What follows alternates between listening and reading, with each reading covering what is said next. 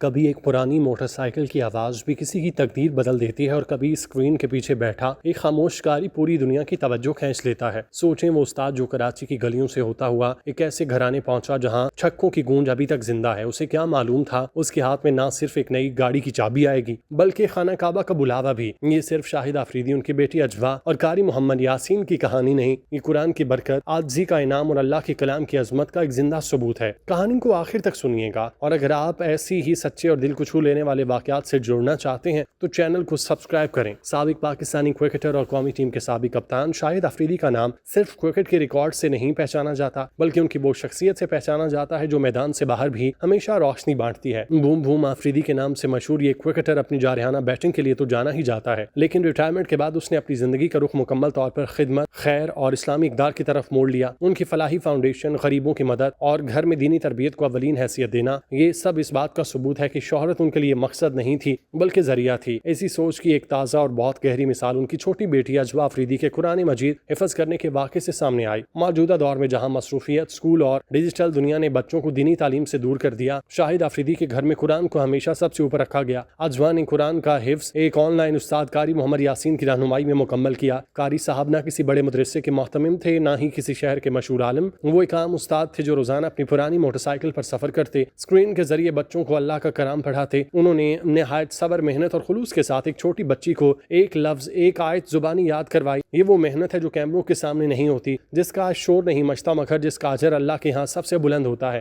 جب شاہد آفریدی کو یہ خبر ملی کہ ان کی بیٹی نے استاد کی بدولت قرآن حفظ کر لیا، انہوں نے اسے صرف ایک خاندانی خوشی نہیں سمجھا، انہوں نے اس محنت کو قوم کے سامنے سراہنے کا فیصلہ کیا۔ قاری محمد یاسین کو عزت کے ساتھ کراچی کے اپنے گھر بلایا۔ تصور کریں وہی استاد جو آج تک موٹر سائیکل پر آتا جاتا تھا، وہ ایک ایسے گھر کے دروازے پر کھڑا تھا جہاں کبھی کرکٹ کے بڑے بڑے سٹار آتے تھے۔ یہ منظر خود ایک سبق تھا کہ دنیا میں مرتبے مختلف ہو سکتے ہیں مگر علم والے کا مقام ہمیشہ بلند رہتا ہے۔ تقریب کے دوران سب کے سامنے شاہد آفریدی نے قاری صاحب کو ایک بالکل نئی سوزوکی آلٹو گاڑی تحفے میں دی، اس کی چابی ہاتھ میں دی۔ گاڑی صرف دھات اور ٹائر کا مجموعہ نہیں، وہ استاد کے سالوں کے صبر، خاموش محنت اور اخلاص کا اعتراف تھی جس نے بغیر کسی معاوضے کے لالچ کے ایک بچی کو قرآن سے جوڑ دیا۔ لیکن شاہد آفریدی یہیں نہیں رکے، انہوں نے اس محفل میں ایک اور اعلان کیا جس نے سب کو حیران کر دیا۔ انہوں نے کہا کہ اسی سال وہ قاری محمد یاسین کو حج کے مقدس سفر پر بھیجیں گے تاکہ وہ بیت اللہ کا طواف کریں اور مدینہ کی حاضری دیں۔ دنیا کا سب سے بڑا تحفہ اگر کوئی ہے تو وہ اللہ کے گھر کی حاضری، اور شاہد آفریدی نے ایک استاد کی محنت کا صلہ اسی عظیم نعمت سے دیا۔ تقریب کے آخر میں انہوں نے قاری صاحب سے درخواست کی کہ اب وہ ان کی چھوٹی بیٹی کی بھی قرآن کی تعلیم کی ذمہ داری اٹھائیں۔ اس طرح ایک استاد کی کامیابی کو اگلی نسل تک منتقل کر دیا گیا۔ جب میڈیا نے شاہد آفریدی سے پوچھا کہ اتنا بڑا انعام کیوں دیا تو انہوں نے بہت سادگی سے کہا کہ یہ انعام تو کچھ نہیں، ان کے الفاظ تھے کہ اس دنیا میں اس سے بڑا خوش قسمت کوئی نہیں ہو سکتا جو خود اللہ کا قرآن سیکھے پھر دوسروں کو سکھا کر صدقہ جاریہ کا حصہ بنے۔ یہ پورا واقعہ ایک مرتبہ پھر سے پیغام دے گیا کہ شاہد آفریدی کے نزدیک اصل کامیابی بینک بیلنس، گاڑی یا فالوورز کی تعداد نہیں، اصل کامیابی یہ ہے کہ جب آپ کے گھر کا بچہ قرآن اٹھائے، اسے پڑھانے والا استاد عزت کے ساتھ آپ کے دروازے پر کھڑا ہو۔ انہوں نے ایک استاد کو موٹر سائیکل سے اتار کر گاڑی کی سیٹ پر بٹھایا اور ایک بنیادی انعام کو حج کے روحانی سفر سے جوڑ کر ہمیشہ کے لیے یادگار بنا دیا۔